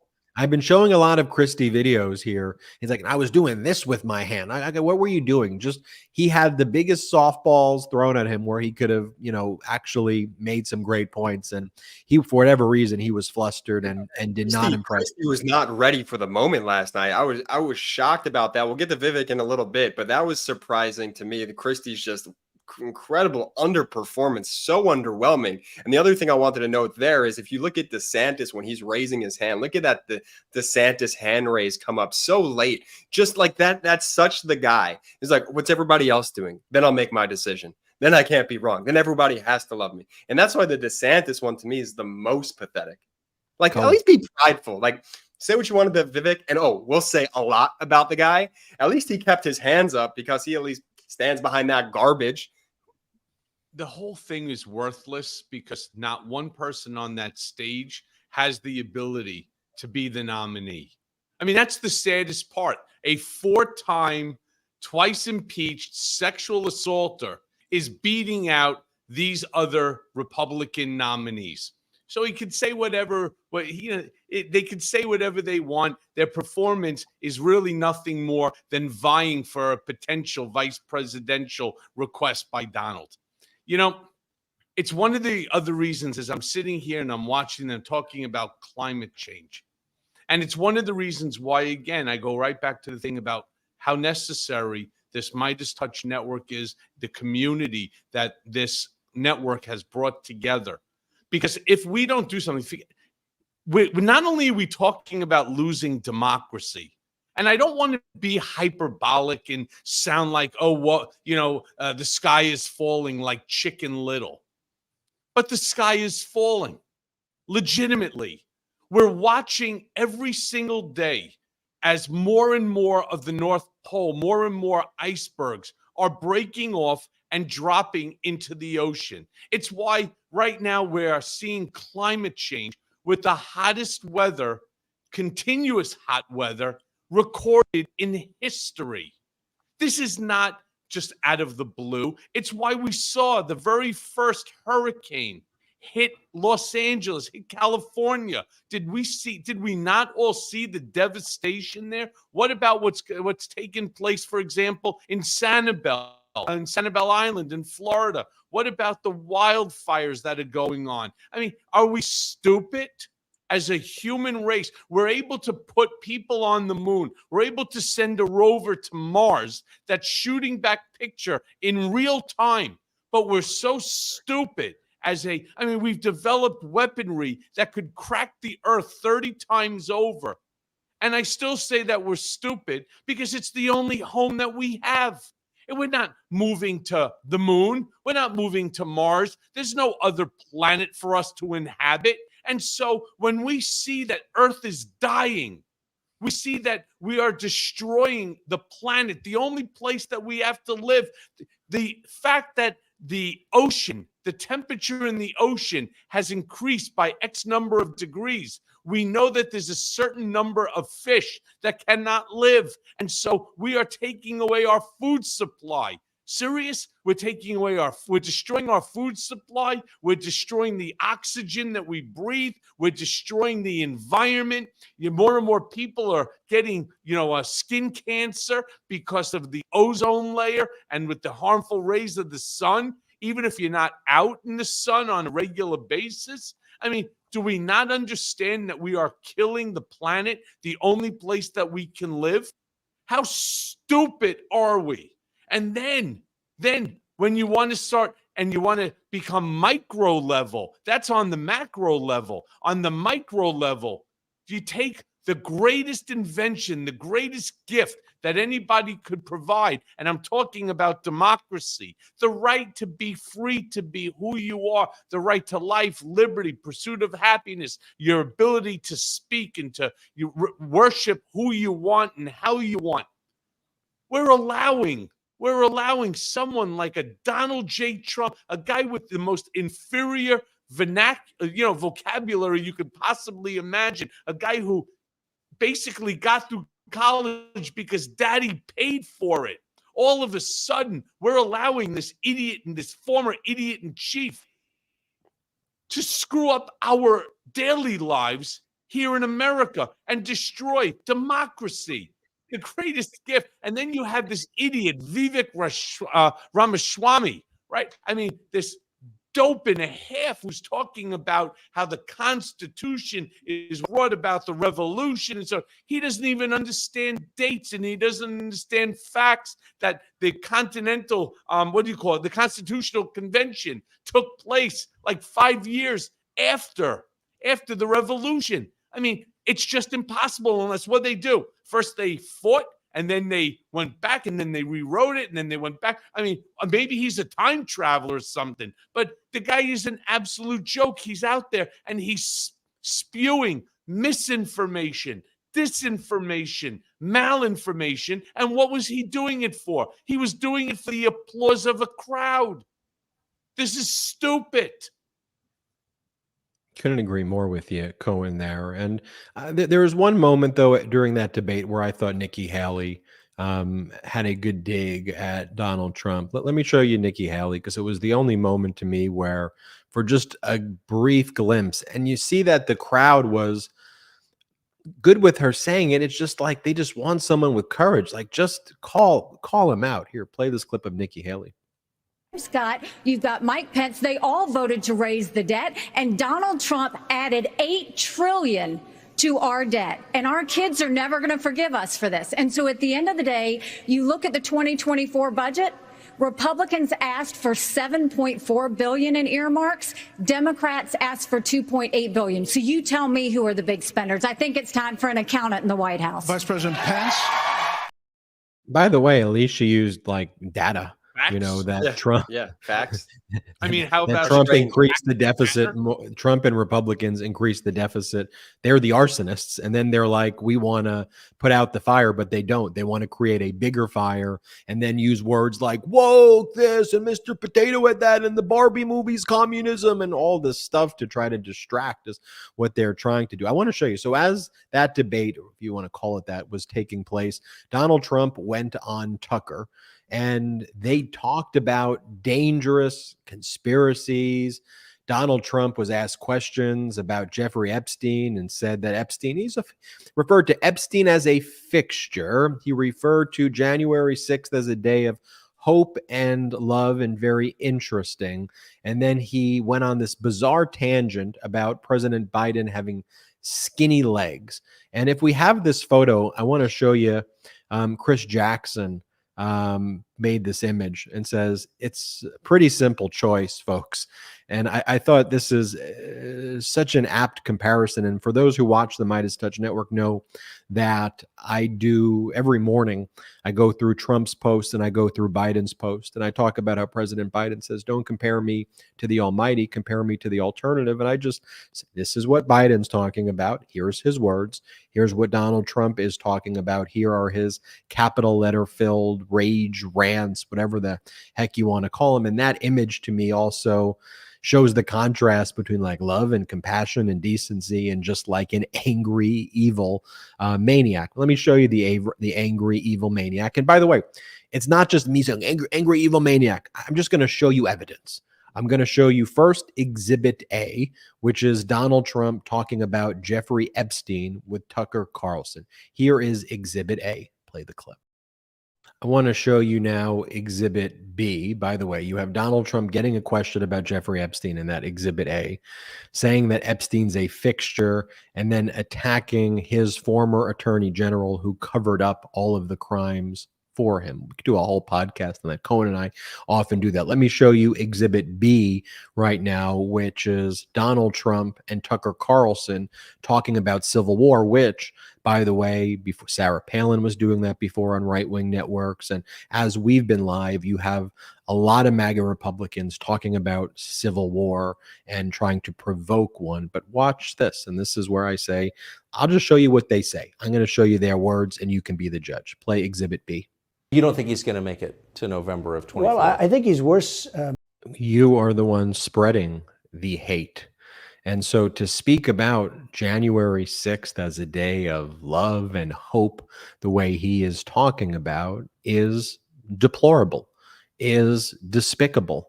And for any American who truly cares about our Constitution, who truly cares about compassion and decency, that is just some of the most disgusting filth imaginable. And then they go to asking Donald Trump if he thinks that President Biden will even make it to 2024. And then Trump goes on a rant about how there are these videos of President Biden on the beach and he has skinny legs. And play this clip. You don't think there's his mugshot once again. Could you imagine the president's supposed to be working? Did anybody go back? And this is, again, factual. Look at the number of rounds of golf that Donald Trump played. Joe Biden is on a bicycle, riding the bike, while Donald Trump is having his fat ass carted around in one of his golf carts, right? Knocking down hamburgers and hot dogs like they're going out of style. Like this is a Coney Island Joey Chestnut competition, right? 215 pounds. A fucking break. And I'm sitting here and I'm listening to this. Oh yeah, it was beautiful. It was there was so much love. There was so much love. Right. You know, Tucker, there was just a lot of love. Didn't you see the love? And so these people were smashing our law enforcement, Capitol Police with sticks and bats and bear spray and and batons and guns. And so could you imagine, there was so much love. I if that's what love is, I'm certainly glad I didn't grow up near your house, because this guy doesn't even understand what love is. That's the problem. He has no empathy for anyone. He doesn't care about anything other than himself. He sat for 187 minutes, silent, not speaking to anyone while all of this was going on, smearing feces on, on property inside, some of the sculptures and the artwork that's inside the rotunda of the Capitol, that they were looking for Mike Pence to hang him. Yeah, that sounds like a lot of love to me. They wanted to kill Nancy Pelosi. They wanted to take over the Capitol. Where is the love? Does this moron not understand what the definition of love is? I mean, how far off could one human being be and still be the Republican nominee? Still have 30% of the Republican Party so engrossed into this dumpster fire cult of Donald J. Trump. This is so upsetting. It's so upsetting that this is what our country has become. Look, there is no doubt in my mind that racism, sexism, misogyny, xenophobia, homophobia, Islamophobia, anti-Semitism, it all exists. And it's existed for a long period of time. But over time, because of compassion, empathy, because of doing the right thing after unfortunate circumstances take place, we allegedly as human beings, we grew and we said, we can't allow this. And so laws were passed and so on. Donald Trump brought us back. We've regressed to a point in time where all of these negative traits, they're not just out of the box, but they're flourishing again. It's why we're seeing the insanity as it relates to gun violence. One guy starts, chasing another guy because why? Because the guy cut in front of him? Oh, well, you cut me off. Okay, sorry. No, sorry's not enough. Let me go get my AR-15 and put a bullet in you, right? And you got your Florida with your stand your ground nonsense. I mean, they're allowing people who never should be in possession of a firearm, let alone a firearm that's really designed for military use. It's not designed for shooting a target or shooting a deer. I mean, what are you trying to blow the deer's head off? I mean, we have lost our way. And it's why I see in the comments, and I thank you. So many of the comments are like, it's why we need to vote blue. And they're putting up the blue hearts and so on. Put up the blue hearts if you agree with me. We must vote blue. These lunatics, and that's a really nice word to come out of my mouth for these people. These lunatics have made us regress back to a time in America's history that we should all be embarrassed about. All be embarrassed. The fact that my daughter has less rights than my mother is embarrassing. Mm-hmm. And that's just the beginning, because the overturning of Dobbs and with this Supreme Court, the way that they are situated, we have no idea how far that they're going to push this. Are we really going to become a handmaid's society, as in like the Handmaid's Tale? I'm not 100% certain that I can say no. Well, look, the Supreme Court will be hearing cases in its next term about a Trump-appointed federal judge banning mifepristone. It took a Democratic-appointed judge in the state of Washington to ensure that mifepristone would remain available, so that you had a split in circuit and district court opinions, so it would go to the United States Supreme Court. But you have issues like that that are set to still be decided by the Supreme Court.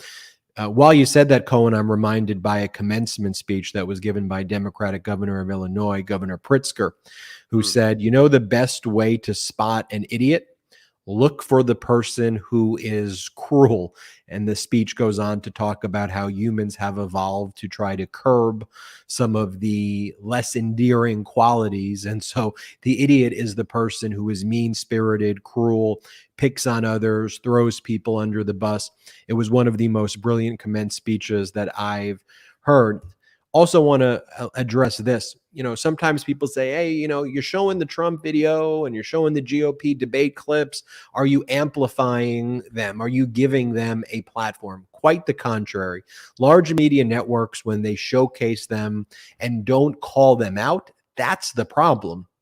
If you had all media doing what this community, the Meidas Mighty, does, where we can look at something, take a look at the data, objectively say, is this reasonable? Test the data, compare it with facts, and then have an informed opinion and call things out, and then not be afraid to use the correct words. If those words are treasonous, traitor, criminal, corrupt, malignant, narcissist, sociopath, we use those words as well. And when you speak about a lot of the kind of cruelty that Donald Trump has and continues to perpetrate always aided and abetted by MAGA Republicans and this disinformation machine. Just two examples I want to give. You had earlier today Jim Jordan, not a licensed lawyer in the House of Representatives, making demands to Fulton County District Attorney Fani Willis.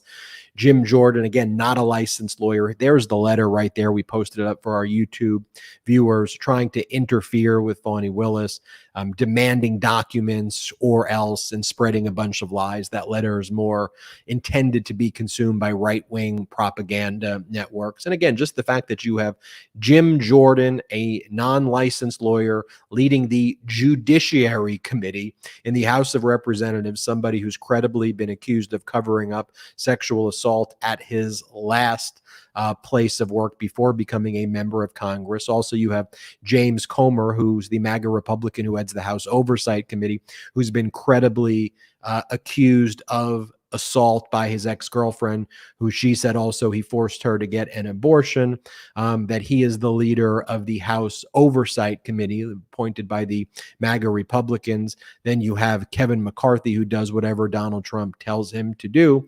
When they tell you who they are, listen, and then they're all following somebody who was recently found liable of sexual assault by a jury of his peers, and he didn't even show up to the trial. He was too afraid to do it, so he went to Scotland and Ireland to pretend he was busy. And when I say we need to look at the facts and test the facts, it's like when President Biden passes a piece of legislation like the CHIPS Act to bring billions of dollars to the semiconductor industry and to start making chips here in the United States and not overseas, and bring very important jobs back to the United States, or the Infrastructure Act or the Inflation Reduction Act. If MAGA Republicans like Kevin McCarthy and Lauren Boeberts and Matt Gaetz's and all of them vote against it, if they were truth-based, if they were data-based, they would just say, they would own it. They would say, this is what we did. Screw you, workers. Screw your healthcare people. Screw you, your Social Security. Like, just say it. Just, if that's how you believe, it's despicable, but that's how you believe. So stand behind your beliefs. But that's not what the MAGA Republicans do, right? So you had Kevin McCarthy earlier in the day going to a manufacturing plant in Syracuse, pretending that he supported the CHIPS Act and the Infrastructure Act, and acting like he was the one who brought resources to this factory in Syracuse. And President Biden responded, "I'm glad that my administration's infrastructure investments are so popular that even Speaker McCarthy is trying to take credit for them, despite voting against them. That's all right. I'll see him at the next groundbreaking." And there's countless examples of MAGA Republicans doing this. And it's the constant gaslighting. And then when they make a threat and then they're called out, "Oh, I was just joking. I didn't mean that. I was referring to rhinos, not the prosecutor." It's just like, shut up.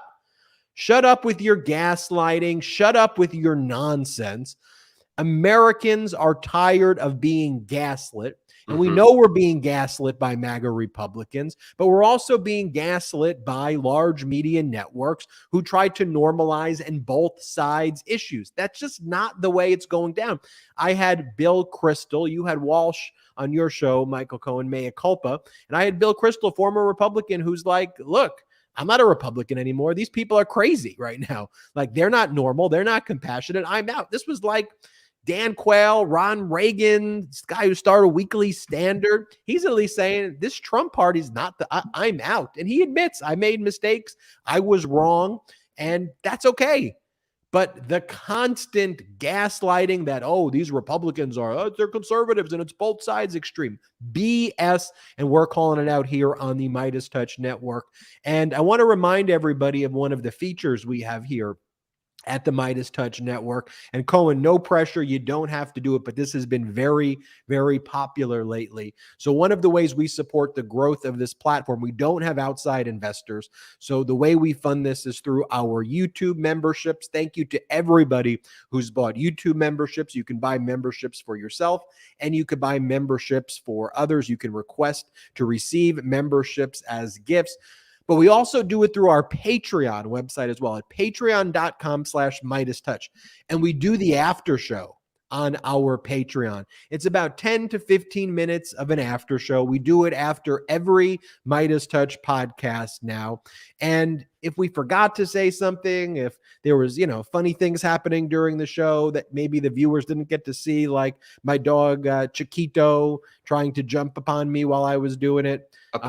Jump upon. I think we'll talk about today and you keep calling it the after show, Ben.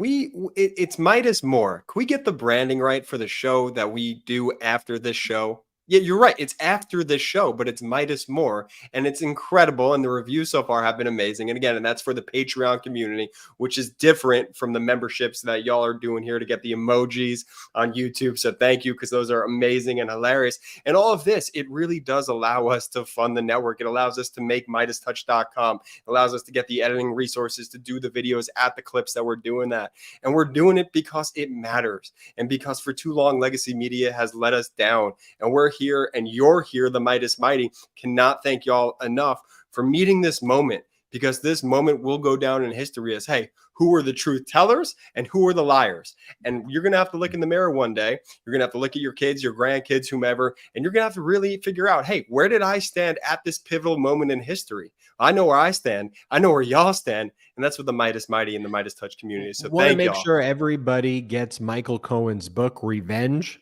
Yes. Wherever book and audio books are sold. If you don't have a copy of Revenge, it is a must read, specifically at this moment where the real weaponization of the Department of Justice was taking place under Bill Barr and under the Donald Trump regime.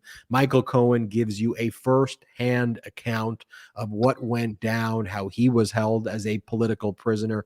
The book is called Revenge. Wherever books and audio books are sold, just searching on Google, it is called Revenge. Also, Michael Cohen's got a legal defense fund because Donald Trump sued him for $500 million in federal court in the Southern District of Florida. If you're able to support Michael Cohen's legal defense fund, we will leave a link in the description as well. And you can also check out Political Beatdown, the show I co-host with Michael Cohen. We do it twice a week live here on the MeidasTouch Network. Subscribe to Political Beatdown on audio podcasts, and you can catch it every Tuesday, and you can catch it every Thursday on here on the MeidasTouch Network. Go to store.meidastouch.com for the best pro-democracy gear. That's store.meidastouch.com for the best pro-democracy gear. 100% union made, 100% made in the United States. We realize that today there's one of the make attorneys get attorneys. And I think, even though he's off the legal team, that Drew Finling probably caught a break, having nothing to do with Donald Trump and getting out when he did. So appreciate all of you spending this historic day with us. I truly appreciate you, Michael Cohen, spending the full 2 hours with Jordy and myself, filling in as the fourth brother. Brett is getting some much needed time off. Brett, enjoy. We love you if you are watching, and we love you even if you're not watching as well. Again, I want to thank all the Meidas Mighty, those who watch the Political Beatdown. Cohen and I refer to as the Beatdown Brigaders, those who watch and listen to Legal AF or the Legal AFers, but we're all here, one community, one pro-democracy community that you all created, where intelligence and compassion and being unapologetically pro-democracy matters. And as Cohen says, if you just share the show and the MeidasTouch Network with one family member, a friend or coworker, or colleague or neighbor, then 2, then 3, then 5, they'll share it. And then the growth will be exponential, as it has been, where we hit 1.5 million subscribers 1.5 million subscribers, B. On our way to 2 million subscribers. And none of that's possible without you, the Meidas Mighty. Hey, we Ben, love you. Jordy, We're grateful for you. Quick question for you. I've never been on Patreon before, but I'm in. Let's go.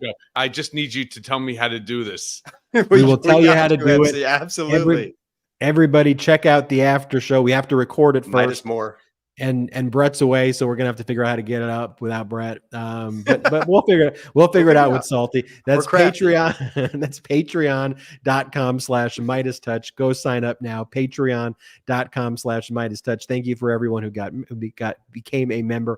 Thank you everybody who watched and who shares this video. It's just thank you from the bottom of all of our hearts. We'll see you next time on the MeidasTouch podcast. Jordy, take it away. Shout out to the Meidas Mighty. The Meidas Mighty standing strong against the fascists. We sing our song. We will get it right whenever.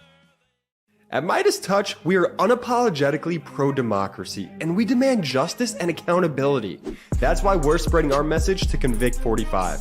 That's right, gear up right now with your Convict 45 tees and pins at store.meidastouch.com. That's store.meidastouch.com.